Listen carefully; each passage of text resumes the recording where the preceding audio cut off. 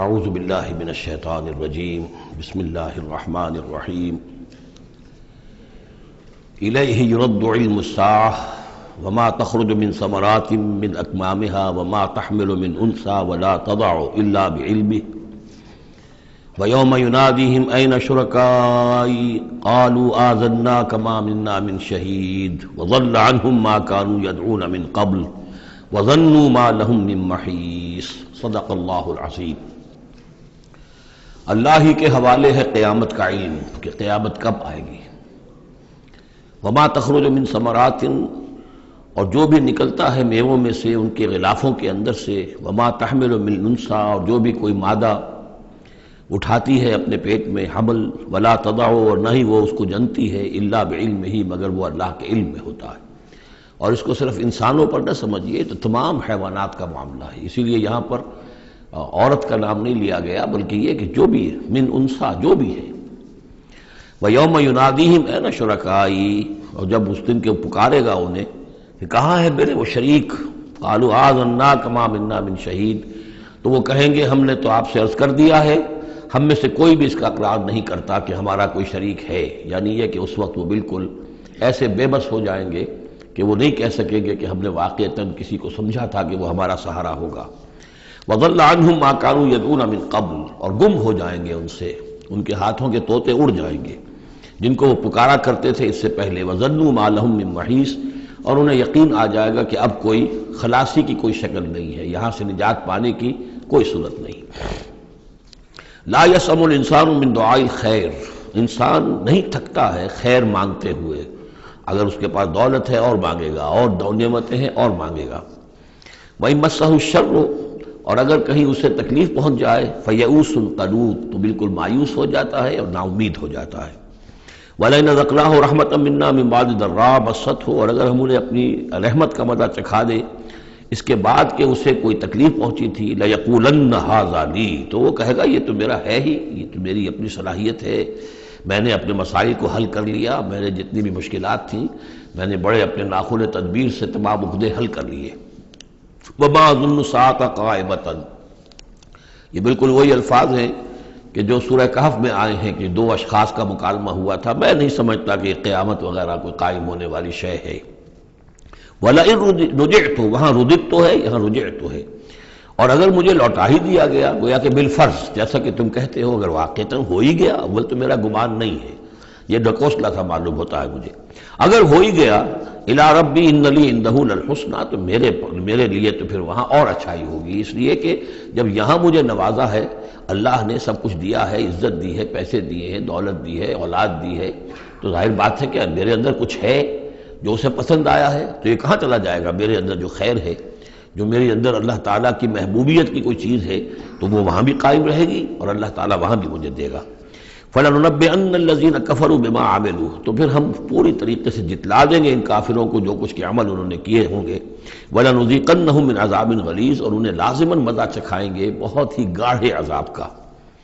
وَإِذَا أَنْعَمْنَا عَلَى الْإِنسَانِ أَعْرَضَ وَنَأَىٰ بِجَانِبِهِ، اور جب ہم انسان پر نعمتوں کی بارش کر دیتے ہیں تو پھر وہ ذرا اپنا رخ پھیر لیتا ہے اور اپنی جانب ایک جانب کو مڑ جاتا ہے، پہلو موڑ لیتا ہے۔ وَإِذَا مَسَّهُ الشَّرُّ فَذُو دُعَاءٍ عَرِيضٍ، اور جب کوئی تکلیف اسے پہنچتی ہے تو بڑی لمبی چوڑی دعائیں کرنے لگتا ہے۔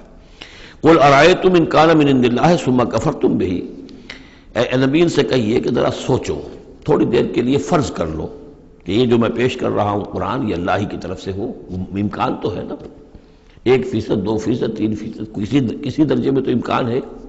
ثُمَّ كَفَرْتُمْ بِهِ، اور پھر تم نے اس کا کفر کیا، من اضل ممن ہوا فی شقاق بعید، تو کون ہوگا زیادہ بھٹکا ہوا اس سے کہ جو اس طرح کی زندہ کے اندر جا پڑا ہے۔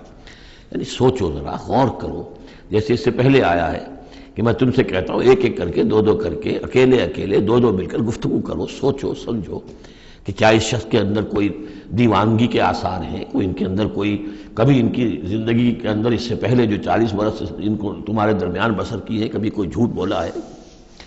اب یہ آخری مرتبہ پھر قرآن مجید کا ذکر آ رہا ہے، اور یہ سب سے اہم ہے ہمارے اس موجودہ دور کے لحاظ سے۔ سَنُرِيهِمْ آيَاتِنَا فِي الْآفَاقِ وَفِي أَنفُسِهِمْ حَتَّى يَتَبَيَّنَ لَهُمْ أَنَّهُ الْحَقُّ، ان قریب ہم انہیں دکھائیں گے اپنی آیات، آفاق میں بھی، یہ پوری کائنات جو ہے، آسمان اور زمین، آفاق، وفی انفسہم، ان کی اپنی جانوں کے اندر بھی، حتی یتبین لہم انہ الحق، یہاں تک کہ یہ بات بالکل واضح ہو جائے گی ان کے لیے، مبرہن ہو جائے گی کہ یہ قرآن حق ہے۔ اس سے اشارہ ہو رہا ہے اس معلومات کے ایکسپلوژن کی طرف کہ جو آج ہو رہا ہے، اور یہ کوئی زیادہ پرانی بات نہیں ہے، یہ زیادہ یوں سمجھیے کہ یہ سائنس کی ڈیولپمنٹ 200 برس کا ہے معاملہ، اور اس میں بھی جو ایکسپلوژن ہوا ہے یہ تو ہاف سینچری سے زیادہ کا مسئلہ نہیں، اسی کے اندر ہوا ہے۔ اور اصل میں آج کے دور میں قرآن مجید کے اعجاز کو ثابت کرنے کے لیے کہ یہ معجزہ ہے، سب سے اہم پہلو یہ ہے۔ تو میں نے جو تعارفی گفتگو کی تھی اس دورہ ترجمہ قرآن سے پہلے، تو میں نے عرض کیا تھا کہ قرآن مجید کے اعجاز کے پہلو بے شمار ہیں، کس کس پہلو سے قرآن معجزہ ہے ہم اس کا احصار نہیں کر سکتے، لیکن موٹی بات یہ سمجھ لیجئے کہ جب قرآن نازل ہوا ہے تو اس کا معجزہ ہونا سب سے زیادہ اس اعتبار سے تھا کہ اپنی ادبیت، اپنی فصاحت، اپنی بلاغت کے اعتبار سے معجزہ تھا، اور اسی پہلو سے چیلنج کیا گیا۔ تمہارے ہاں شعراء ہیں، تمہارے ہاں خطباء ہیں، تمہارے ہاں ادب کا بڑا ذوق ہے، وہ اس جیسی ایک صورت بنا کر لے آؤ۔ باقی یہ کہ نہ بھی سائنسی معلومات تھی ان کے پاس، دوسرے یہ کہ جو فینومینا آف دی نیچر ہے قرآن میں، جو آسمان زمین دیکھو، اب ظاہر بات ہے اس وقت وہ آدمی کیا دیکھ رہا تھا؟ اپنی ننگی آنکھ سے جو کوئی دیکھتا تھا وہی دیکھ رہا تھا نا، لیکن آج انسان دیکھ رہا ہے ٹیلیسکوپس کی مدد سے، آج انسان دیکھ رہا ہے مائکروسکوپس کی مدد سے، الیکٹرانک مائکروسکوپ سے، آج جو انسان کی معلومات کا ذریعہ جو ہے، تو گویا کہ وہ آیات الہیہ جو قرآن مجید میں جن کے اشارے کر دیے گئے، ان کو جو 1400 برس قبل کا انسان دیکھ رہا تھا اور جو انہیں آج کا انسان دیکھ رہا ہے، وہ زمین و آسمان کا فرق ہے۔ اور ہوتے ہوتے یہ ثابت ہوتا چلا جا رہا ہے کہ جو کچھ قرآن مجید نے کہا تھا وہی حق ہے۔ اس میں اگرچہ ابھی کچھ حصے رہ گئے لیکن بہت سے پہلو ہیں جو واضح ہو رہے ہیں، اور روزانہ کوئی شکل ایسی آتی ہے کہ جس سے کہ ان سائنسی حقائق سے قرآن مجید کا حق ہونا ثابت ہوتا ہے۔ لہذا آج کے دور میں اس کام کو بہت اہمیت حاصل ہے کہ اس کے لیے محنت کی جائے، کوشش کی جائے۔ اب اتفاق کی بات ہے کہ یہ کام کیا بھی ہمارے ہاں، تو بہرحال جو سب سے بڑی نمایاں کتاب ہے وہ ایک فرینچ سرجن نے کیا، وہ ایمان لے آئے، مورس بکائی، لیکن یہ کہ کسی مسلمان کو یہ توفیق نہیں ہوئی کہ وہ مطالعہ کرتا ان سائنسز کا اور ان کے حوالے سے پھر وہ کمپیریٹو اسٹڈی کرتا بائبل اور قرآن کے مابین، اور پھر کہتا اور دعوے کے ساتھ کہہ سکتا کہ سائنسی جو بھی انکشافات آج تک ہوئے ہیں قرآن کا ایک حرف بھی غلط ثابت نہیں ہوا۔ ہاں، قرآن مجید کے ان الفاظ سے جو معنی پہلے سمجھے گئے تھے جبکہ معلومات کا دائرہ محدود تھا وہ غلط ہو سکتے ہیں، لیکن قرآن کا لفظ غلط ثابت نہیں ہوا۔ آج قرآن کا وہ لفظ زیادہ اجاگر ہو کر، روشن ہو کر، جیسا کہ میں نے آپ سے عرض کیا علقہ، اب علقہ کہاں سے لے آئے؟ اب یہ علقہ فائدہ، فؤاد، فائدہ اس سے ہے، تو یہ چیزیں اب اور زیادہ واضح ہوتی جا رہی ہیں۔ یا کہ تمام اجرام سماویہ کا کل فی فلک یسبحون، جتنا آج معلوم ہے یہ پہلے تو معلوم نہیں تھا۔ کئی دور آئے ہیں، پہلے انسان سمجھتا تھا زمین ساکن ہے، سورج چلتا ہے، پھر سوچا کہ نہیں یہ تو سورج ساکن ہے، زمین چلتی ہے۔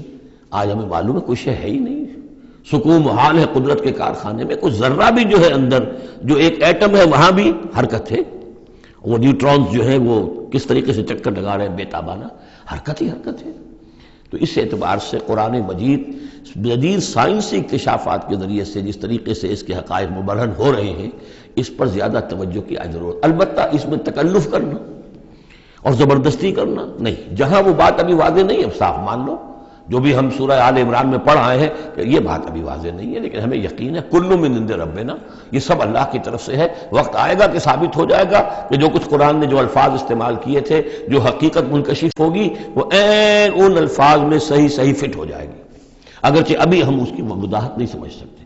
تو جہاں تکلف نہ کیا جائے، تصنع نہ کیا جائے، کھینچتان نہ کی جائے، یہ نہ کیا جائے، یہ بعض لوگوں نے یہ کیا ہے، لیکن یہ کہ جہاں تک کہ وہ حقائق ثابت ہو چکے ہوں تو ان کو بہرحال استعمال میں لایا جانا چاہیے کہ قرآن مجید کی حقانیت کو اس کے ذریعے سے مبرہن کیا جائے۔ اب دیکھیے یہ لفظ جو آیا ہے سنوریہم، اب سین جب آتا ہے فعل مضارع پر تو وہ مستقبل کی بات بن جاتا ہے، مستقبل میں ہم دکھائیں گے انہیں اپنی نشانیاں۔ اب ظاہر بات ہے سائنس جو ہے وہ اسٹڈی کر رہی ہے، ایکسپلور کر رہی ہے، خلا کو ایکسپلور کر رہی ہے، اور سمندروں میں ایکسپلوریشن ہو رہی ہے، آرکٹک اور انٹارکٹک کی ایکسپلوریشن، کہاں تک انسان پہنچا ہے، کیسی آنکھوں میں ڈال کر لوگوں نے جو ہے وہ چیزیں جو ہے معلومات کا خزانہ جمع کیا ہے۔ سنریہم آیاتنا فی الآفاق وفی انفسہم حتی یتبین لہم انہ الحق یہ بات اور مبرہن ہوتی جائے گی، مزید واضح ہوتی جائے گی، مزید اجاگر ہوتی جائے گی، قرآن حق ہے۔ اولم یکفی بربک انہ علی کل شیء شہید، کیا کافی نہیں ہے یہ بات تیرے رب کے لیے کہ وہ تو ہر چیز پر گواہ ہے، ہر کائنات کی ہر شے اس کی نگاہوں کے سامنے ہے۔ لیکن آج سے 1400 برس پہلے وہ انہی الفاظ میں اس نے بیان کیا تھا جسے اس وقت کا انسان سمجھ سکتا۔ وہ باتیں آج کے حوالے سے جو باتیں آ رہی ہیں وہ بیان کر دی جاتی ہیں، سمجھ میں کس کی آتی نہیں۔ الا انہم فی مریۃ من لقاء ربہم، آگاہ ہو جا یہ لوگ اپنے رب سے ملاقات کے بارے میں دھوکے میں پڑے ہوئے، شکوک و شبہات میں پڑے ہوئے۔ الا انہ بکل شیء محیط، آگاہ ہو جا وہ ہر چیز پر محیط ہے، ہر چیز کا احاطہ کیے ہوئے ہے۔ سورۃ الشورى، اور یہ سورت جو ہے اب ان 4 سورتوں میں یوں سمجھ لیے کہ کلائمیکس ہے، اس مضمون کا کلائمیکس، نقطہ عروج یہاں آ رہا ہے، اور وہ ہے اجتماعی عملی توحید۔ انسان جو ہے ایک متمدن حیوان ہے، یہ مانتے ہیں سب لوگ، تمدن مل جل کر رہتا ہے، اسے اجتماعی نظام وجود میں آتا ہے۔ اجتماعی نظام کے مختلف پہلو ہم نے شمار کیے ہیں، ایک معاشرتی نظام ہے، اس سے بھی پہلے عائلی نظام ہے، خاندانی نظام ہے، پھر معاشرتی نظام ہے، پھر اقتصادی یا معاشی نظام ہے، پھر سیاسی نظام ہے۔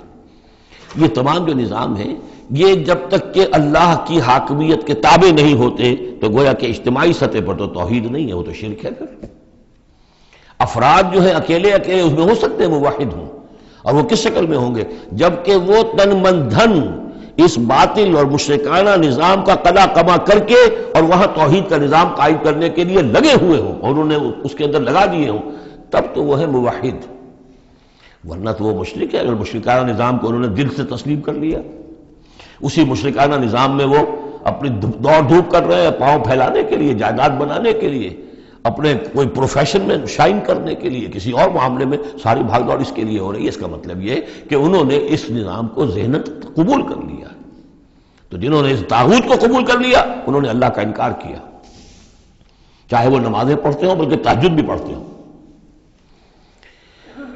تو اقامت دین کی اصطلاح اس صورت میں آ رہی ہے، اور اقامت دین کے موضوع پر یہ قرآن مجید کا ذروۂ سنام ہے۔ بسم اللہ الرحمن الرحیم، حامیم عین سین قاف۔ یہ ویسے تو 2 صورتوں میں سے ایک ہے جس میں 5 حروف آئے ہیں، ایک ہم پڑھ چکے ہیں کاف ہا یا عین صاد، لیکن یہ اس اعتبار سے منفرد ہے کہ حامیم علیحدہ اور عین سین قاف علیحدہ، تو 2 آیتیں اس سورہ مبارکہ کی یہ منفرد ہے کہ جو حروف مقطعات پر مشتمل ہے۔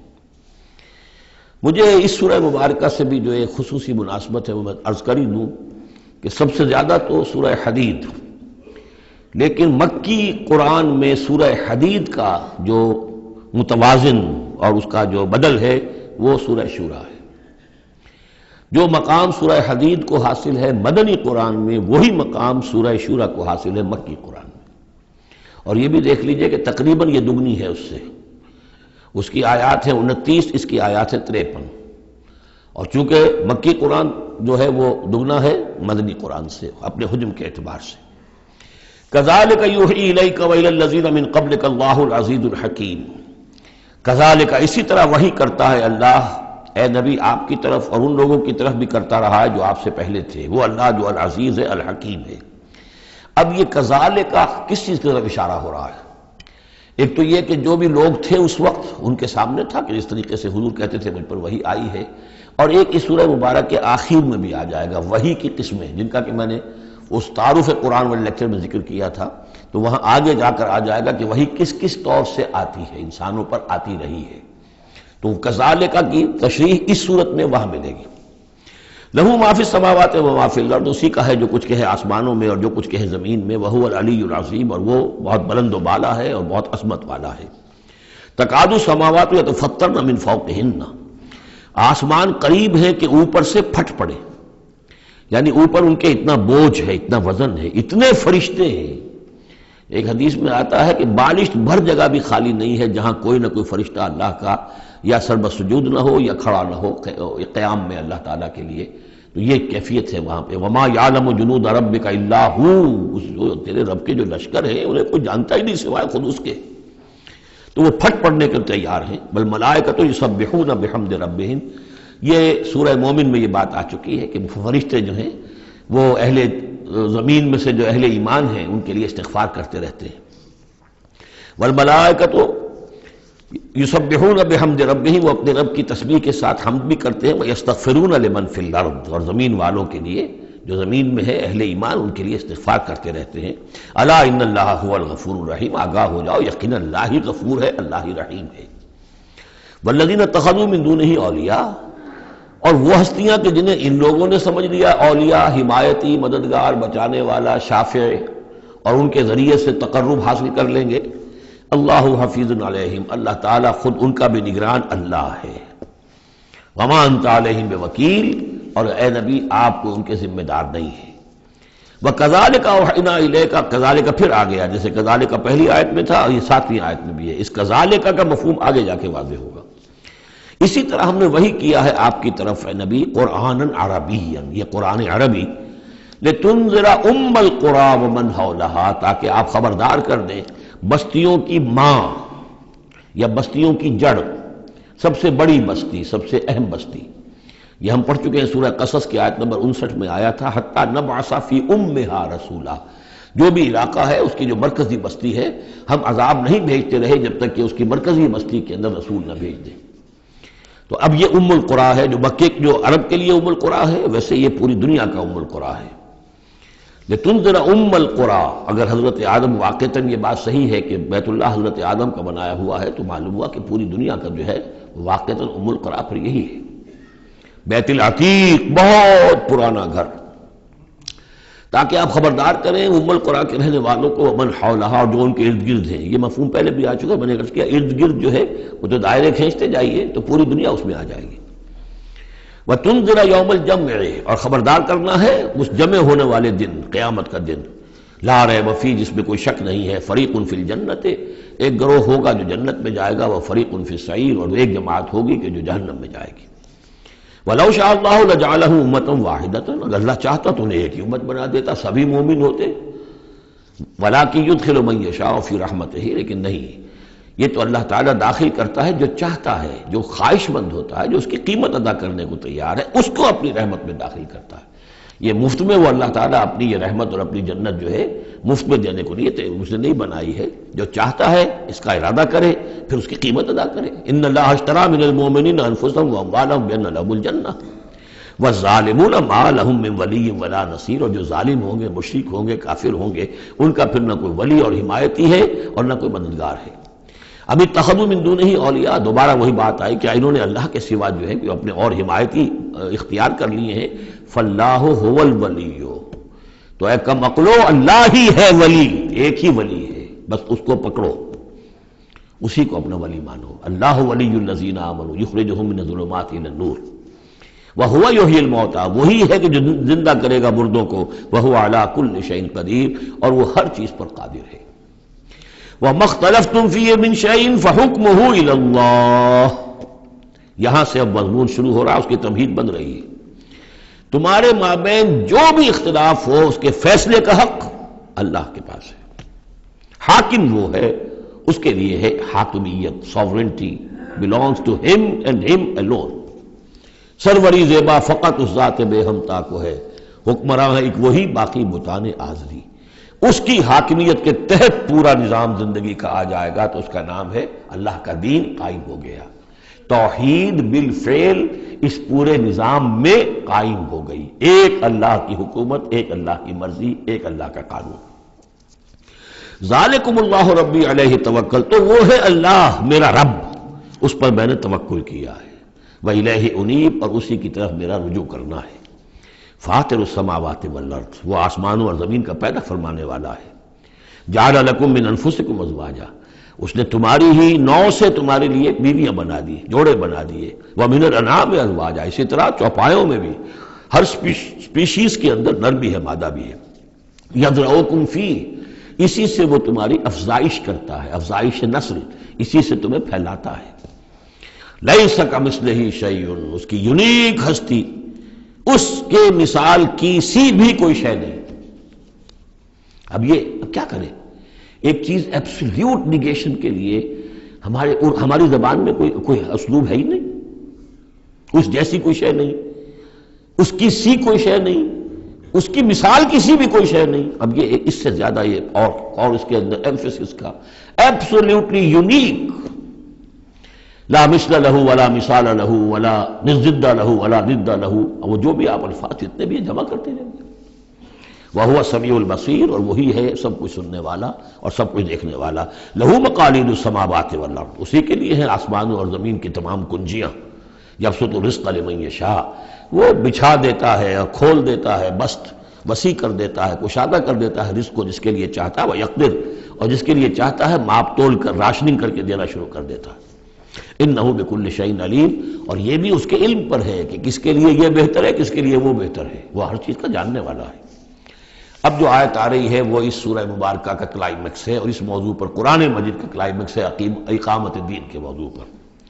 شرع دین، اے محمد پر ایمان لانے والو، اے مسلمانوں، تمہارے لیے اللہ نے دین میں وہی شے معین کی ہے ما وصی بہ نوحا، جس کی وصیت کی تھی نوح کو، والذی اوحینا الیک، اور جس کی وحی کی ہے ہم نے اے محمد آپ کی طرف. کیونکہ پہلے خطاب ہے لکم، شرع لکم، یہاں امت سے خطاب ہو رہا ہے. شرع لکم، بس صرف فرق یہ کہ یا ایھا الذین آمنوا یا نہیں آیا. یہ مکی صورتوں کے مزاج کا تقاضا ہے کہ وہ نہ آئے، لیکن جمع کے صیغے سے واضح کر دیا کہ باقی جگہ ہم دیکھ رہے ہیں کہ واحد کے صیغے میں خطاب کر کے اور بالواسطہ امت، یہاں امت سے خطاب ہے. شرع لکم من الدین، تمہارے لیے دین میں وہی شے مقرر کی ہے ما وصی بہ نوحا، جس کی وصیت کی تھی اس نے نوح کو، والذی اوحینا الیک، اور جس کو کی وحی کی ہم نے محمد آپ کی جانب صلی اللہ علیہ وسلم، وما وصینا بہ ابراہیم و موسیٰ و عیسیٰ، اور جس کی وصیت ہم نے کی ابراہیم کو اور موسیٰ کو اور عیسیٰ کو. ان اقیموا الدین، کہ دین کو قائم کرو. دین ایک تو معلوم ہوا اس آیت سے کہ دین سب کا ایک ہے. دین نوح کا اور حضور کا اور ابراہیم کا اور موسیٰ کا، عیسیٰ کا علیہم الصلاۃ والسلام ایک ہی ہے. دین تو ایک ہی ہے. ان ہذہ امتکم امۃ واحدہ وانا ربکم فاعبدون، دین تو ایک ہی ہے. شریعتیں مختلف ہیں لیکن دین کو قائم کرو. موسیٰ کے دور میں ان پر یہ فرض تھا کہ دین کو قائم کرو، اس کے لیے لڑو، جاؤ، جنگ کرو اور اس خطہ زمین کو حاصل کرو جس پر اللہ کا دین قائم کر سکو. تو صحیح سب کی یہی تھی، جد و جہد یہی تھی. توحید کا وہ تقاضا تھا کہ صرف انفرادی طور پر، اول تو یہ کہ صرف عقیدے میں نہیں، اپنے بھی عمل میں توحید جو ہے قبول کرو اور اختیار کرو، اور عمل میں بھی صرف انفرادی نہیں، اجتماعی توحید کو برپا کرنے کے لیے قائم کرنے کی جد و جہد کرو. ان اقیموا الدین ولا تتفرقوا فیہ، دین میں تفرقے میں مبتلا نہ ہو جاؤ. الذین فرقوا دینہم، بھی ہم پڑھ چکے ہیں. دین کو پھاڑ دینا کہ زندگی کے ایک حصے میں اللہ کا حکم مانا جا رہا ہے، دوسرے حصے میں کسی اور کا مانا جا رہا ہے، یہ تفرقہ. یا دوسرا تفرقہ کہ آپ اختلاف کر سکتے ہیں کہ رفع یدین زیادہ ثابت ہے، میں کرتا ہوں. کسی کی رائے ہے کہ نہیں، امام ابو حنیفہ کا موقف جو ہے وہ زیادہ صحیح ہے، وہ نہیں کرتا، کوئی حرج نہیں. لیکن دین میں، دین ایک ہے، دلیل ہوگی اللہ اور اس کے رسول کی. دین میں فرق نہیں ہے. وہ تو چاہے حنفی ہیں، مالکی ہیں، شافعی ہیں، حنبلی ہیں، سلفی ہیں، دین تو سب کا ایک ہے، اسلام. اسی طرح شریعت موسوی اور بھی کسی اور کی ہوگی، شریعت محمدی، دین سب کا ایک. اس میں تفرقہ نہیں ہونا چاہیے. دین کو قائم کرنے کی جد و جہد کرو. ولا تتفرقوا فی، دین میں تفرقہ نہ ہو. یہ ہے وہ اقامت دین کی فرضیت. اس میں چونکہ عام طور پر ترجمہ جو ہے شاید آپ کے پاس بھی ہو تو قائم رکھو دین کو کر دیا گیا ہے، وہ بھی صحیح ہے. دو ہی سچویشن ممکن ہے، یا تو دین قائم ہے تو اسے قائم رکھو، صحیح ہے. خیمہ اگر کھڑا ہے تو کھڑا رکھا جائے گا کہ آندھی آ رہی ہے تو آپ اس کی رسیوں کو پکڑ رہے ہیں، اس کے بانسوں کو پکڑ کر کھڑے ہو رہے ہیں تاکہ خیمہ گر نہ جائے. اس کو قائم رکھو. خیمہ گر گیا تو کھڑا کرو، اب اثر نو اسے آپ ریکٹ کریں گے. تو یہ دونوں ترجمے بالکل صحیح ہیں. قائم کرو، قائم رکھو. قائم ہے تو قائم کرو، قائم نہیں ہے تو رکھو، اور قائم نہیں ہے تو قائم کرو. ان اقیموا الدین ولا تتفرقوا فیہ کبر علی المشرکین ما تدعوہم الیہ. بہت بھاری ہے یہ مشرکین پر بات جس کی طرف اے نبی آپ ان کو بلا رہے ہیں. انہوں نے تو زندگی تقسیم کی ہوئی ہے. جو خدا کا ہے وہ خدا کو دو، اور جو قیصر کا ہے وہ قیصر کو دو. حکومت کا ہے وہ حکومت کو دو، اور جو مولوی کا حق ہے وہ مولوی کو دو. اب یہ تقسیم ہے جس پر دنیا چل رہی ہے، اور اس پر اگر فرض کیجئے علماء بھی راضی ہو گئے، ٹھیک ہے ہمیں تو جو کچھ ہے وہ مل ہی رہا ہے نا، تو وہ تو پھر گویا کہ اس دین کی تو نفی ہو گئی۔ جس نے اس تقسیم کے اوپر اپنے دل کو مطمئن کر لیا، جس نے ریکنسائل کر لیا ذہناً اپنے آپ کو اس تقسیم کے ساتھ، اس کا پھر اللہ سے کوئی تعلق نہیں، چاہے مشرکوں کو کتنا ناگوار ہو، مشرک تو پسند نہیں کرے گا اس کو۔ اللہ یجتبی الیہ من یشاء، اللہ جس کو چاہتا ہے اپنی طرف کھینچ لیتا ہے، ویہدی الیہ من ینیب، اور جو خود رجوع کرتا ہے اس سے وعدہ ہے اس کا کہ ہدایت دے گا۔ یہ اللہ کی شان ہے، اللہ کسی کو راہ چلتے کو بلا لیتا ہے۔ اس کو صوفیہ کہتے ہیں سالک مجذوب اور مجذوب سالک۔ کچھ لوگ ایسے ہوتے ہیں کہ جو بڑی محنت کرتے ہیں، مشقت کرتے ہیں، سلوک طے کر رہے ہیں، روحانی منزلیں طے کر رہے ہیں، پھر کہیں جا کر وہ ایسی جگہ پر پہنچے کہ وہ کہہ سکتے ہیں کہ ہاں آپ کسی مقام پر آ گئے ہیں، اللہ کا کوئی قرب حاصل ہو گیا۔ ایک وہ ہوتے ہیں جنہیں اللہ پہلے کھینچ کے اپنے قریب کر لیتا ہے پہلے، اور پھر وہ سلوک طے کرتے ہیں۔ تو کچھ لوگ اس قسم کے ہوتے ہیں۔ صدیقین جو ہیں وہ سالک مجذوب ہیں، شہداء جو ہیں وہ مجذوب سالک ہیں، کھینچ لیا حضرت عمر کو اللہ تعالیٰ نے۔ ان کے اپنے مزاج کی وہ کیفیت تھی نہیں، ان کو بالکل مزاج ہی اور تھا، ان کی دلچسپی ہی اور تھی، وہ تو کھینچ لیا۔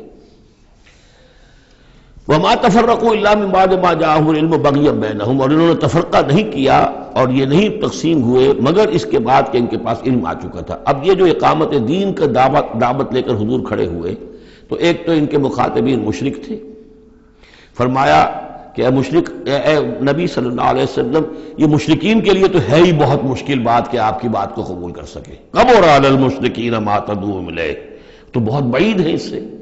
البتہ آپ کو اگر یہ خیال ہو کہ یہ اہل کتاب جو ہیں یہ تو واقف ہیں اللہ سے، کتاب سے، تورات سے، انجیل سے، اور یہ تو قیامت کو بھی مانتے ہیں، فرشتوں کو مانتے ہیں، سب کچھ مانتے ہیں، یہ تو آسانی سے مان لیں گے، یہ بھی امید نہ رکھیے آپ۔ یہاں حضور کو بتایا جا رہا ہے کہ آپ ایسی توقعات نہ رکھیں، اس لیے کہ ان لوگوں نے تفرقہ ڈالا ہے جبکہ ان کے پاس حق آ چکا تھا۔ کس لیے؟ وَمَا تَفَرَّقُوا إِلَّا مِن بَعْدِ مَا جَاءَهُمُ الْعِلْمُ بَغْيًا بَيْنَهُمْ، یہ آپس میں زندم زندہ ہے، آپس میں کون اوپر اور کون نیچے کی بحث میں یہ پڑے ہوئے ہیں، تو یہ آپ کو کیسے اوپر مان لیں گے؟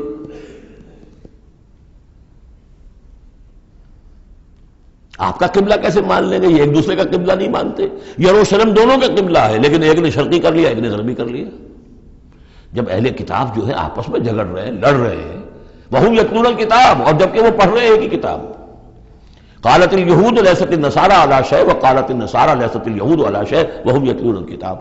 تو اے نبی آپ کو کیسے مان لیں گے؟ ذرا توقع نہ رکھیے۔ توقع اگر ہوتی ہے انسان کو تو پھر مایوسی ہوتی ہے۔ Be prepared for the worst, پھر جو اللہ کی طرف سے آ گیا اس کے اوپر شکر ادا کیجیے، امید نہ رکھیے۔ امید زیادہ رکھیں گے تو جلدی مایوس ہو جائیں گے، تھک جائیں گے۔ کبر علی المشرکین، اب یہ دیکھیں اقامت دین کی جد و جہد اتنی مشکل شے ہے کہ حضور سے کہا جا رہا ہے کہ آپ جلدی کامیابی کی توقع نہ رکھیں۔ مشرکین کے لیے تو خیر یہ بہت بھاری ہے ہی، ان اہل کتاب سے بھی کوئی توقع نہ رکھیے۔ وما تفرقوا الا من بعد ما جاءهم العلم بغيا بينهم ولولا كلمة سبقت من ربك الى اجل مسمى، اور اگر وہ بات پہلے ہی سے تیرے رب کی جانب سے طے نہ ہو چکی ہوتی کہ ان کے لیے ایک اجل مسمى، ایک معین وقت ہے، لقضي بينهم، ان کے جو اختلافات ہیں ان کے فیصلے ابھی چکا دیے جاتے۔ وَإِنَّ الَّذِينَ أُورِثُوا الْكِتَابَ مِن بَعْدِهِمْ، اور جو لوگ کتاب کے وارث ہوئے ہیں ان کے بعد، لَفِي شَكٍّ مِّنْهُ مُرِيبٍ، وہ دھوکے میں پڑے ہوئے ہیں، شکوک و شبہات میں مبتلا ہو گئے ہیں۔ جب اللہ تعالیٰ کسی امت کو کتاب دیتا ہے اور اس امت کے اندر جو ہے پھر وہاں کے نوجوان فرض کیجئے تیسری چوتھی پانچویں نسل میں آ کر دیکھتے ہیں کہ جو اس کتاب کے عالم ہیں، پڑھنے پڑھانے والے ہیں، آپس میں دست و گریبان ہیں، لڑ رہے ہیں، ان کی زندگیوں کو بھی ہم دیکھتے ہیں تو وہ بھی اسی طرح کے دنیا دار ہیں جیسے ہم ہیں، تو ان کا اعتماد کتاب پر سے اٹھ جاتا ہے کہ ہم نے تو یہ کتاب پڑھی نہیں، انہوں نے تو پڑھی ہوئی ہے، یہ تو اس کتاب کو پیے ہوئے ہیں، اور پھر ان کا کردار یہ ہے۔ تو کیا ہے اس کتاب میں؟ پھر ذرا نوٹ کیجئے اس کو، وَإِنَّ الَّذِينَ أُورِثُوا الْكِتَابَ مِن بَعْدِهِمْ لَفِي شَكٍّ مِّنْهُ مُرِيبٍ، ان کے اندر شکوک و شبہات، ریب پیدا ہو جاتے۔ فَلِذَلِكَ فَادْعُ، فَلِذَلِكَ فَادْعُ، تو اے نبی آپ اسی کی دعوت دیتے رہیے، دیتے رہیے۔ ذالکہ کا اشارہ کدھر ہوگا؟ ان اقیم الدین، اقامت دین کی دعوت دیتے رہیے، دیتے رہیے۔ وَاسْتَقِمْ كَمَا أُمِرْتَ، آپ کو اقامت دین کا حکم دیا گیا ہے، دین کو غالب کرنے کی جد و جہد کے لیے آپ کو بھیجا گیا ہے، آپ اسی پر جمے رہیے. Never settle for anything less. یہ تو چاہیں گے کمپرومائز کرنا، وَدُّوا لَوْ تُدْهِنُوا فَيُدْهِنُونَ، یہ کافر تو چاہیں گے کہ آپ ذرا نرم پڑے تو وہ بھی نرم پڑ جائیں، لیکن آپ نہیں، آپ کھڑے رہے. الحق من ربکم، سورہ کہف میں ہم پڑھ چکے ہیں، الحق من ربکم فمن شاء فلیؤمن ومن شاء فلیکفر. یہ حق ہے تمہارے رب کی طرف سے، جو چاہے پورے پر ایمان لائے، جو چاہے چھوڑ دے، دفع ہو جائے. اللہ کو تمہاری ضرورت نہیں ہے، تمہیں اللہ کی ضرورت ہے. فَلِذَلِكَ فَادْعُ وَاسْتَقِمْ كَمَا أُمِرْتَ وَلَا تَتَّبِعْ أَهْوَاءَهُمْ. ان کی خواہشات کی پیروی نہ کیجیے. یہی بات ہے جو پھر آگے سورہ بقرہ میں آئی. آگے اس لیے کہہ رہا ہوں کہ نازل تو بعد میں ہوگی نا، ابھی 5-6 سال کے بعد نازل ہوگی سورہ بقرہ. لن ترضى عنك اليهود ولا النصارى حتى تتبع ملتهم. اے نبی، یہودی اور نصرانی آپ سے راضی نہیں ہوں گے جب تک کہ آپ ان کی پیروی نہ کریں. وہ تو کہیں گے ہمارے پیچھے چلو،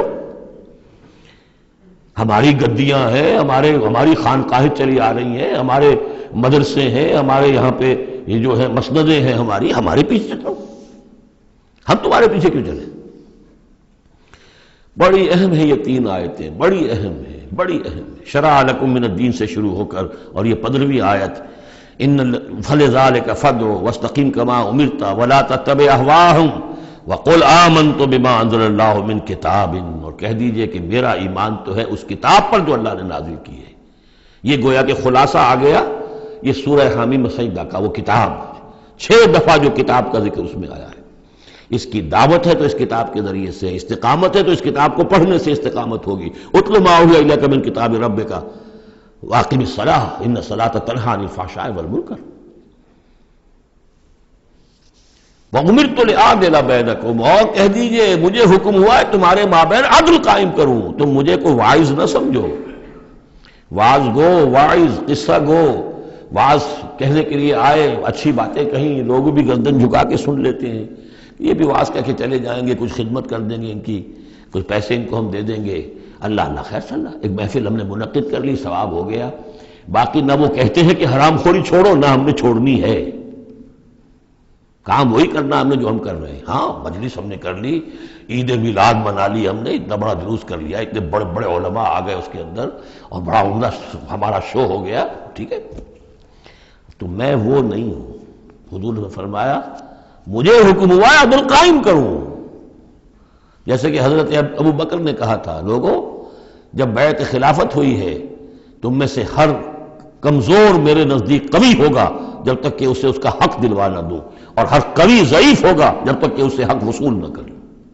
عدل کو قائم کرنے کے لیے مجھے بھیجا ہے. وَأُمِرْتُ لِأَعْدِلَ بَيْنَكُمْ اللَّهُ رَبُّنَا وَرَبُّكُمْ. ویسے اللہ ہمارا بھی رب ہے، تمہارا بھی رب ہے. لَنَا أَعْمَالُنَا وَلَكُمْ أَعْمَالُكُمْ. ہمارے لیے ہمارے اعمال ہے، تمہارے لیے تمہارے اعمال ہے. لَا حُجَّةَ بَيْنَنَا. آپس میں حجت بازی کرنے کا کوئی فائدہ نہیں. اللہ یجمع بیننا. اللہ ہمیں جمع کر دے گا، یا تو اس دنیا میں جمع کر دے گا. یہ ان لوگوں سے بات کہی جا رہی ہے جو کچھ نسبتاً قریب ہوتے ہیں. وہ کہتے ہیں نہیں اس طرح نہ کرو، اس طرح کر لو، مقصد تو تمہارا ٹھیک ہے، طریقہ کار یہ نہیں، یوں کرو. کہیے بھائی دیکھیے ہمارے سامنے جو طریقہ کار ہے ہم اس پر کام کر رہے ہیں، ہمیں وہی صحیح معلوم ہو رہا ہے. آپ کو کوئی اور اچھا لگتا ہے آپ اس پر کام کیجیے، اس میں حجت بازی کیا ضرورت ہے. آپ بھی مخلص ہیں، ہم بھی مخلص ہیں، مقصد ہمارا ایک ہے، آج نہیں تو کل جمع ہو جائیں گے. یا آپ پر واضح ہو جائے گا کہ ہمارا طریقہ کار غلط تھا، یا ہم پر واضح ہو جائے گا کہ ہم نے جسے صحیح سمجھا تھا وہ غلط تھا. جڑ جائیں گے. جب تک آپ سمجھ رہے ہیں کہ آپ کا طریقہ کار صحیح ہے، ہم سمجھتے ہیں کہ ہمارا طریقہ کار صحیح ہے، آپ اس پر عمل کیجئے، ہم اس پر عمل کریں گے. اللہ ربنا وربکم لنا اعمالنا ولکم اعمالکم لا حجۃ بیننا وبینکم اللہ یجمع بیننا. اللہ ہمیں جمع کر دے گا، آج نہیں تو کل، کل نہیں تو پرسوں. جیسے منی سے چلتے ہیں قافلے، لاکھوں قافلے ہوتے ہیں جو چلتے ہیں، اور وہ 8 9 10 سڑکیں ہیں. سڑکیں کیا ہیں؟ وہ سب کے سب فٹ بال کے گراؤنڈز ہیں، چل رہے ہیں قافلے، لیکن سب سڑکیں جو ہیں وہ کنورج کر رہی ہیں عرفات پر. جیسے جیسے قافلے بڑھ رہے ہیں وہ سڑکوں کے مابین فاصلے کم ہو رہے ہیں. تو اگر تو ہماری منزل واقعی اقامت دین ہے تو چاہے ہم اس سڑک سے آ رہے ہیں چاہے اس سڑک سے آ رہے ہیں، آگے پہنچ جائیں گے. اللہ یجمع بیننا، میدان عرفات میں تو ہم جمع ہو جائیں گے نا. اور بالفرض اگر دنیا میں ہم جمع نہ ہوئے، الیہ المصیر، ایک دن تو آنا ہے نا قیامت کا، جب اللہ کی طرف اللہ کی عدالت میں کھڑے ہوں گے. وہاں تو ایک جگہ ہوں گے کہ نہیں؟ وہاں دودھ کا دودھ پانی کا پانی علیحدہ ہو جائے گا۔ والذین یحاجون فی اللہ من بعد ما استجیب لہ حجتہم داحضۃ عند ربہم، اور وہ لوگ جو اللہ کے بارے میں حجت بازی ہی میں لگے رہے اس کے بعد بھی کہ بہت سے لوگوں نے اس کی دعوت پر لبیک کہہ دی ہے، یعنی السابقون الاولون میدان میں آ گئے ہیں، اور اب تو انتظار ہے کہ والذین تبعوہم بإحسان، اب لوگ آئیں، جوق در جوق آئیں، فوج در فوج آئیں، لیکن جو لوگ اب بھی کھڑے ہوئے حجت بازی کر رہے ہیں، حجتہم داحضۃ عند ربہم، ان کی حجت بازی ان کے رب کے نزدیک بالکل پسپا ہے، پادر ہوا ہے، اس کی کوئی حیثیت ہی نہیں۔ وعلیہم غضب، اور ان پر اللہ کا غضب ہے، ولہم عذاب شدید، اور ان کے لیے سخت عذاب ہے۔ اللہ الذی انزل الکتاب بالحق والمیزان، یہ کتاب اور میزان ایک آیت میں جمع یا یہاں ہے یا سورہ حدید میں ہے؟ سورہ حدید کی آیت نمبر 25، لقد ارسلنا رسلنا بالبینات وانزلنا معهم الکتاب والمیزان لیقوم الناس بالقسط، یا یہاں ہے اللہ ہی ہے جس نے اتاری ہے کتاب بھی حق کے ساتھ اور میزان۔ میزان وہ نظام ہے دین حق کا، کتاب نے حق مقرر کر دیا ہے، میزان تول کر دیتی ہے۔ پھر اللہ نے دین کو مقرر کر دیا، لیکن دین کا نظام جب تک نہیں ہوگا تو دین کے مطابق فیصلے کیسے ہوں گے؟ اللہ نے تمہیں کتاب بھی دی ہے، نظام دیا ہے، میزان دی ہے۔ وما یدریک لعل الساعۃ قریب، کیا پتا کہ قیامت قریب آئی کھڑی ہو، اور الساعۃ سے مراد میری قیامت تو میری موت ہے۔ تم اگر اس میزان کو نصب کرنے کے لیے تن من دھن نہیں لگا رہے ہو تو کیا پتا مہلت عمل کل ختم ہو جائے، کیا پتا ہم میں سے کسی کو کل صبح کا سورج دیکھنا نصیب نہ ہو، کیا پتا۔ تاخیر و تعویق میں وقت ضائع کرنا سب سے بڑی حماقت ہے۔ یستعجل بها الذین لا یؤمنون بها، اس قیامت کے لیے جلدی مچا رہے ہیں وہ لوگ کہ جو اس پر ایمان نہیں رکھتے۔ والذین آمنوا مشفقون منها، جو ایمان رکھتے ہیں وہ تو اس سے ڈرتے ہیں، لرزاں و ترساں رہتے ہیں۔ جو سورہ نور میں ہم نے پڑھا، یخافون یوما تتقلب فیہ القلوب والابصار، وہ لوگ تو اس مقام میں بلند پر پہنچنے کے باوجود لرزاں و ترساں رہتے ہیں اس دن کے خیال سے جس دن اپنے پروردگار کے حضور کھڑے ہونا ہوگا۔ والذین آمنوا مشفقون منها ویعلمون ان الحق، وہ جانتے ہیں کہ وہ حق ہے، آ کر رہے گی۔ الا ان الذین یمارون فی الساعۃ لفی ضلال بعید، آگاہ ہو جاؤ جو لوگ قیامت کے بارے میں جھگڑتے ہیں اور اس میں شک و شبہ کرتے ہیں وہ بڑی دور کی گمراہی میں پڑ چکے ہیں۔ اللہ لطیف بعبادہ یرزق من یشاء، اللہ بہت باریک بین ہے اپنے بندوں کے لیے، اور وہ رزق دیتا ہے جس کو چاہتا ہے۔ یعنی اقامت دین کی جد و جہد میں یہ فکر نہ تمہیں ہو کہ کیا کھائیں گے کیا پئیں گے۔ میں آپ کو حضرت مسیح کا وہ قول بھی سنا چکا ہوں جو متی کی انجیل میں ہے، کیوں فکر کرتے ہو کیا کھاؤ گے پیو گے؟ کیا جنگل کی چڑیاں جو ہیں جو نہ ہل چلاتی ہیں نہ بوتی ہیں نہ کاٹتی ہیں، لیکن صبح کو اپنے گھونسلوں سے نکلتی ہیں اور شام کو آسودہ ہو کر واپس آتی ہیں، تو وہ رب جو ان کو کھلاتا پلاتا ہے وہ تمہیں نہیں کھلائے گا؟ کیوں تشویش کرتے ہو کہ کیا پہنیں گے؟ جنگل کی سوسن کو نہیں دیکھتے کہ جیسا خوبصورت لباس اللہ نے اسے دیا ہے۔ سلیمان بھی اپنی ساری شان و شوکت کے باوجود ویسی پوشاک نہیں رکھتا تھا۔ تو جو اس گھاس کو یہ سب کچھ دے رہا ہے جو آج ہے اور کل جلا دی جائے گی، کیا وہ تمہیں نہیں، تمہارا تن نہیں ڈھانکے گا؟ لیکن تمہیں ایمان نہیں ہے۔ تو فرمایا اللہ لطیف ہے اپنے بندوں کے لیے۔ ایک دفعہ یکسو ہو کر فیصلہ تو کرو کہ اب اپنے آپ کو وقف کرنا ہے اس کام کے لیے۔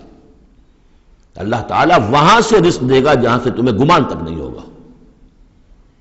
من یتق اللہ یجعل لہ مخرجا ویرزقہ من حیث لا یحتسب، لیکن اس کے لیے اللہ پر ایمان ضروری ہے، توکل ضروری ہے۔ ہاں تھوڑا سا اللہ تعالیٰ امتحان بھی لے لیتا ہے، سختیاں بھی آ جاتی ہیں، امتحان پھر آدمی ثابت کر دے کہ میں تو یکسو ہوں، اے اللہ میں نے فیصلہ کر لیا، اللہ پہ راستے کھول دیتا ہے۔ وَهُوَ الْقَوِيُّ الْعَزِيزُ، وہ تو بہت قوی ہے، زبردست ہے۔ اب یہ جو مضمون آگے آ رہا ہے یہ وہ ہے جس کی کلائمیکس ہم پڑھ چکے ہیں سورہ بنی اسرائیل میں، من کان یرید العاجلۃ عجلنا لہ فیہا ما نشاء لمن نرید، یہاں وہی مضمون مختصر آ رہا ہے۔ من کان یرید حرث الآخرۃ نزد لہ فی حرثہ، جو شخص کے طالب بن گیا ہو آخرت کی کھیتی کا، ہم اس کی کھیتی میں اضافہ کرتے رہتے ہیں، بڑھوتری ہوتی رہتی ہے۔ ومن کان یرید حرث الدنیا، اور جو بن گیا ہے دنیا ہی کی کھیتی کا طالب، نوتہ منہا، اس میں سے اسے کچھ دے دیتے ہیں، وما لہ فی الآخرۃ من نصیب، پھر آخرت میں اس کا کوئی حصہ نہیں ہے۔ ام لہم شرکاء شرعوا لہم من الدین ما لم یأذن بہ اللہ، یہ شرک کے معاملے میں یہ مضمون بہت اہم ہے۔ ایک تو بار بار آیا ہے کہ نہ اللہ نے کوئی سند اتاری، نہ سلطان اتاری، نہ کسی کتاب میں اس کے لیے کوئی دلیل اتاری، کہیں کچھ ہے ہی نہیں۔ لیکن یہ بات جو ہے یہ منفرد ہے، یہ سورہ مبارکہ اس بات میں، کیا ان کے کوئی ایسے شرکاء بھی ہیں کہ جنہوں نے انہیں کوئی دین دیا ہو، کوئی قانون دیا ہو، کوئی نظام دیا ہو؟ لات عزا منات ہبل، کوئی انہوں نے تمہیں کتاب دی ہے، کوئی شریعت دی ہے، کوئی نظام دیا؟ ام لہم شرکاء شرعوا لہم من الدین ما لم یأذن بہ اللہ، جس کے کہ اللہ نے اذن نہ دیا ہو، حکم نہ دیا ہو۔ اگر تو واقع کوئی الہ ہے، کوئی واقعی ہے، تو اسے دینا چاہیے۔ یہ نظام ہے تمہارے لیے، نظام کے بغیر کیسے الہ ہو گیا؟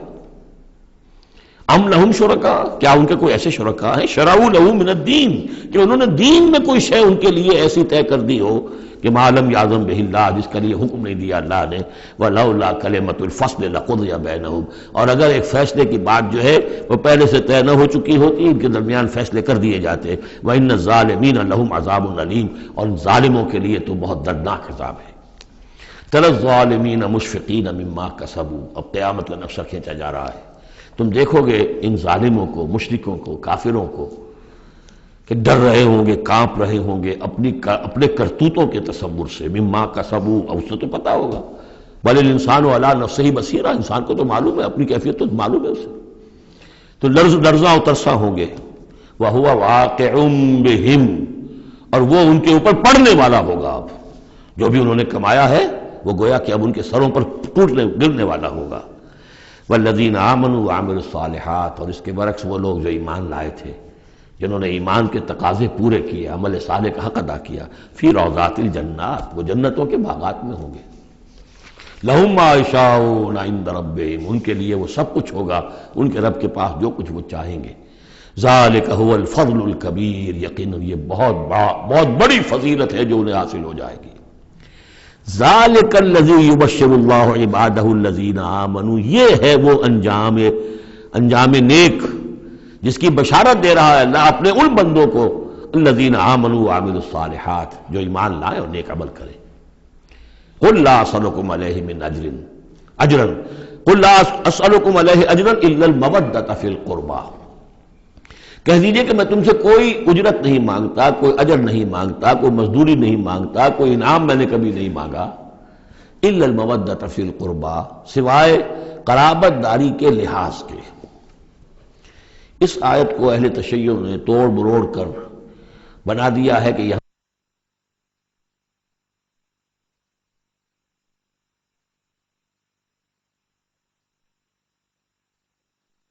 میں اہل تشیع نے اس کے مفہوم کو توڑ مروڑ کر بہت غلط اس سے نتیجہ نکالا ہے، اور وہ یہ کہ اے نبی کہہ دیجئے کہ میں تم سے کوئی اجر طلب نہیں کرتا سوائے اس کے کہ میرے قرابت داروں سے محبت کرو، یعنی اور اس میں خاص طور پر چونکہ ان کے لیے جو ہے وہ حضرت علی، حضرت فاطمہ اور حضرات حسنین رضی اللہ تعالیٰ عنہم اجمعین، ان کا خاص طور پر یہ کہ ان سے محبت جو ہے یہ مراد ہے یہاں پر۔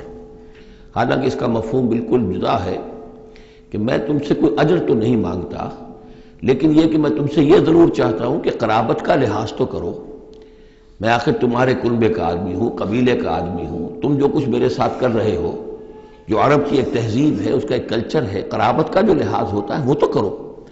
تمہارا جو طرز عمل ہے اس میں تو گویا کہ تم نے ان ساری ہی جو بھی ہماری روایات میں سے جو اچھی چیزیں تھیں، میری زدم زدہ میں، میرے شقاق میں آ کر تم نے سبھی کو نظر انداز کر دیا ہے۔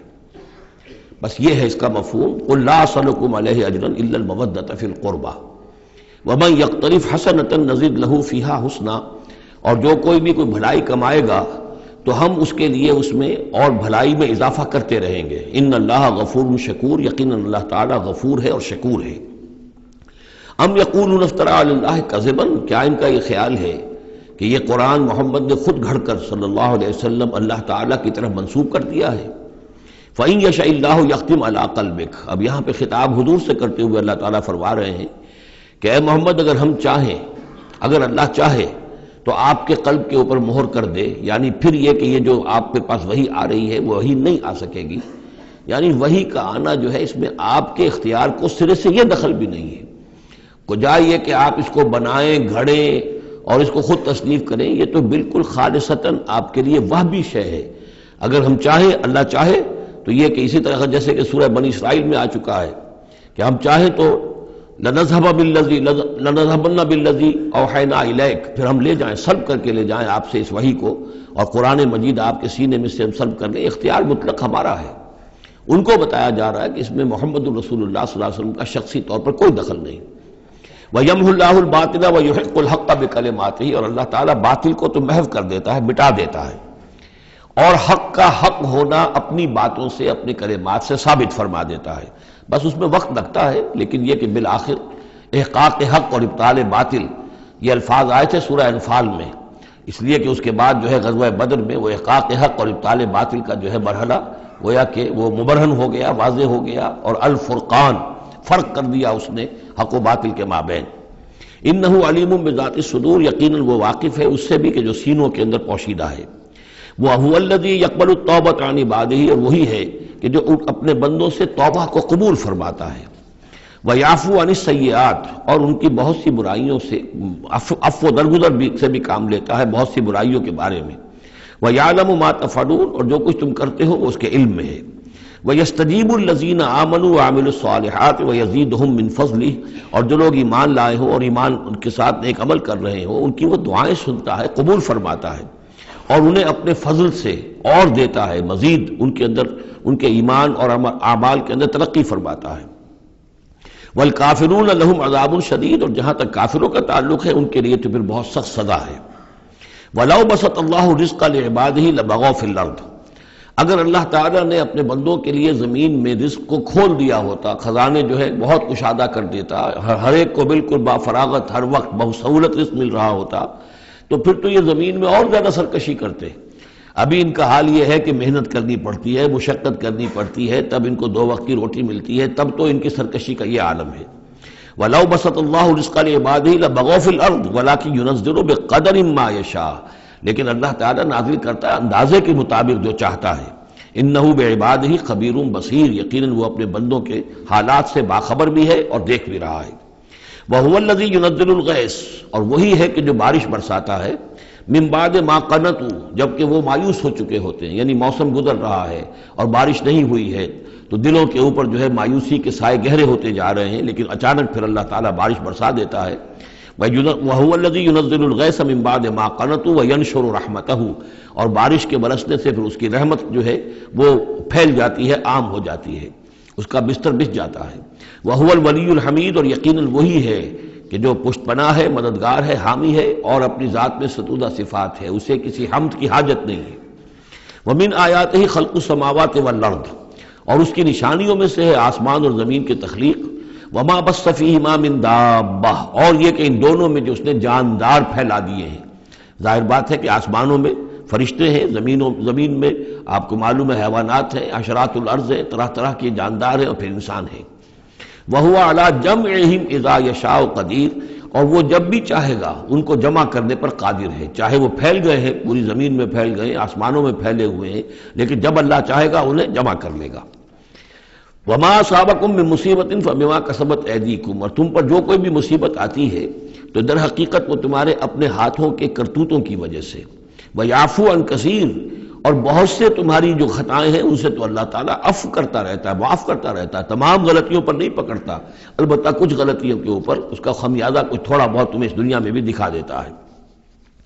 وَمَا أَنتُم بِمُعْجِزِينَ فِي الْأَرْضِ، اور تم اللہ تعالیٰ کو نہ تو زمین کے اندر ہرا سکتے ہو، شکست دے سکتے ہو، اور گویا کہ یہاں پر مخفف معنی ہے وَلَا فِي السَّمَاءِ، جس طرح کہ اس سے پہلے آ بھی چکا ایک مقام پر، نہ آسمان میں، یعنی یہ کہ اللہ تعالیٰ کی مشیت کو کوئی شخص جو ہے اس کو شکست نہیں دے سکتا، اس کی اپنی تدبیر ہے، وہ فعال لما یرید ہے، جو ارادہ کر لیتا ہے کر گزرتا ہے۔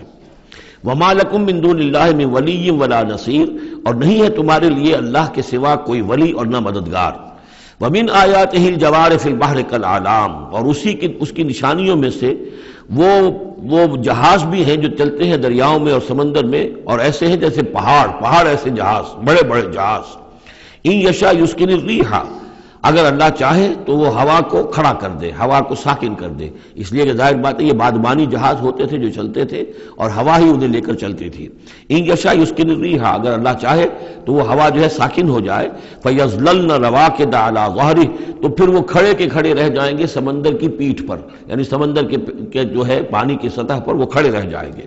ان فی ذلک لآیات لکل صبار شکور، یقیناً اس میں نشانیاں ہیں ان سب لوگوں کے لیے جو صبر کرنے والے ہوں اور جو شکر کرنے والے ہوں.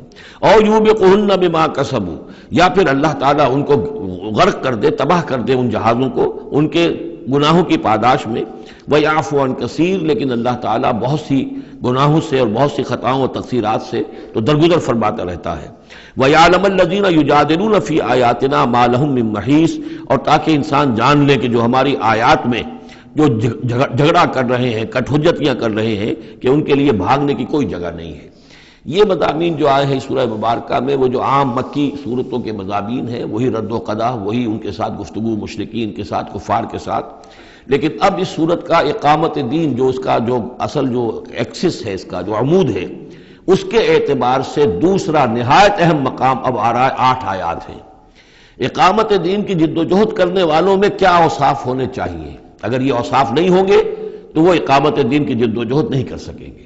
تو یہاں پر نقشہ کھینچا جا رہا ہے اس سیرت کا، اس کردار کا، کہ جو لوگ یہ طے کر لیں کہ ان صلاتی و نسکی و محیایا و مماتی للہ رب العالمین، جو اصولی طور پر ایک عزم کر لیں کہ اب ہمیں اپنی بہترین توانائیاں اور قوتیں صرف کرنی ہے اللہ کے دین کو قائم کرنے کے لیے، تو ان کے اندر کیا اوصاف پیدا ہونے چاہیے.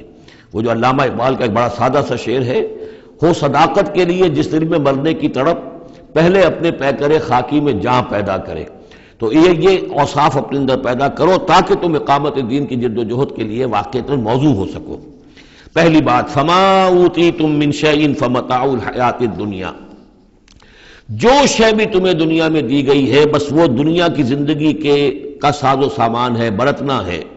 وما عند اللہ خیر و ابقا، اور جو کچھ اللہ کے پاس ہے وہ خیر ہے اور باقی رہنے والا ہے. للذین آمنوا وعلی ربہم یتوکلون، ان لوگوں کے لیے کہ جو ایمان رکھتے ہو اور اللہ پر، اپنے رب پر توکل کریں.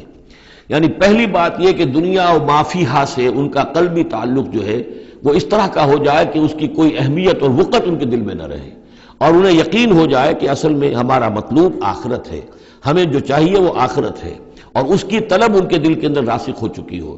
جب تک یہ بے رغبتی نہیں ہوگی دنیا سے، اگر کہیں بھی یہ دنیا کی محبت جو ہے کہیں وہ لگی ہوئی ہے، پھانس آپ کے دل میں چبھی ہوئی ہے، تو ہو سکتا ہے کہ وہ کہیں اڑنگا لگائے گی اور آپ جو ہے اپنے خیال میں تو بڑی ترقی کر رہے ہیں اقامت دین کی جد و جہد میں، لیکن کہیں وہ ایسی اڑنگا لگائے گی کہ اوندھے منہ نیچے گریں گے. پہلا فیصلہ یہ ہے کہ آدمی طے کر لے کہ میں طالب آخرت ہوں یا طالب دنیا ہوں.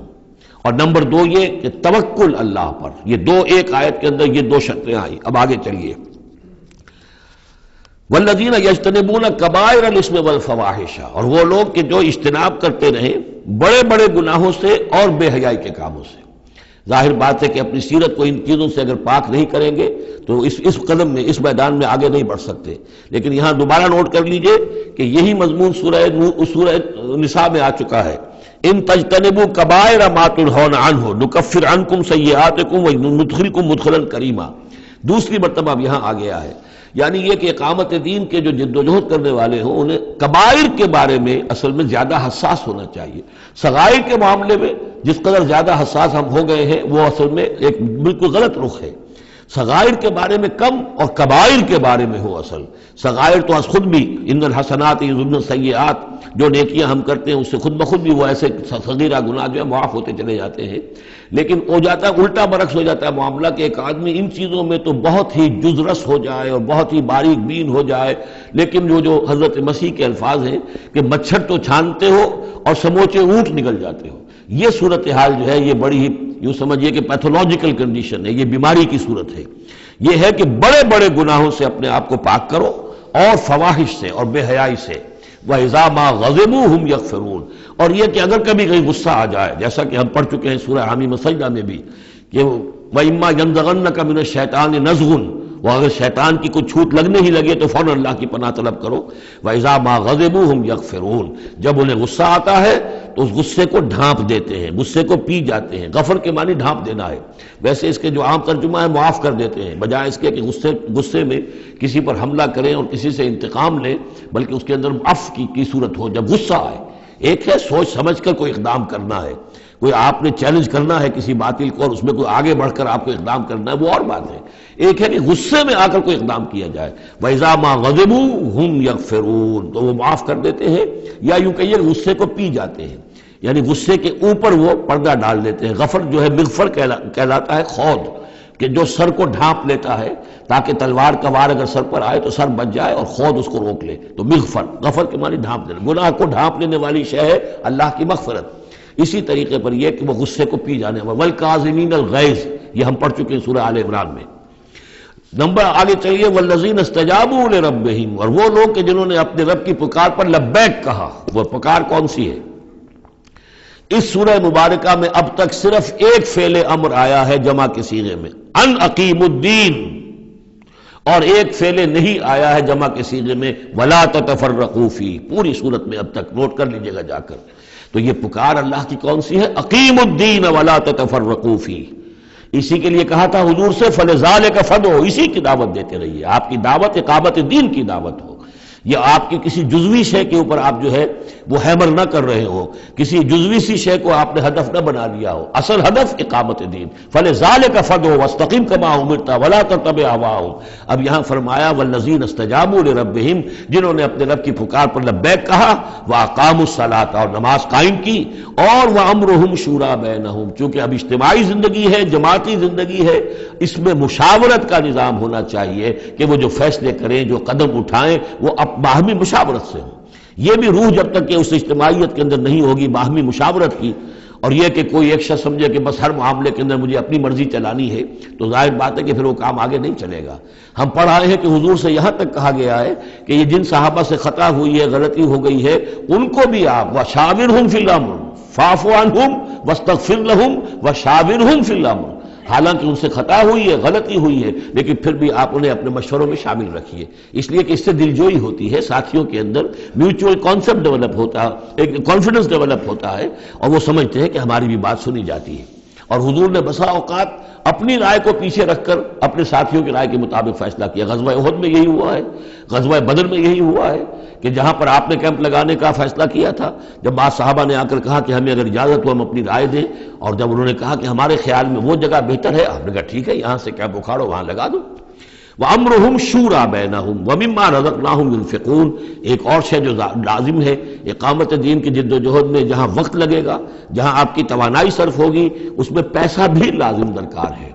وہ دعوت دین کا کام ہو، اقامت دین کی جد و جہد ہو. وَمِمَّا رَزَقْنَاهُمْ يُنْفِقُونَ. یہ انفاق کا مضمون آ گیا، اور جو کچھ کہ ہم نے انہیں دیا ہے اس میں سے وہ انفاق کرتے ہیں. وَالَّذِينَ إِذَا أَصَابَهُمُ الْبَغْيُ هُمْ يَنْتَصِرُونَ.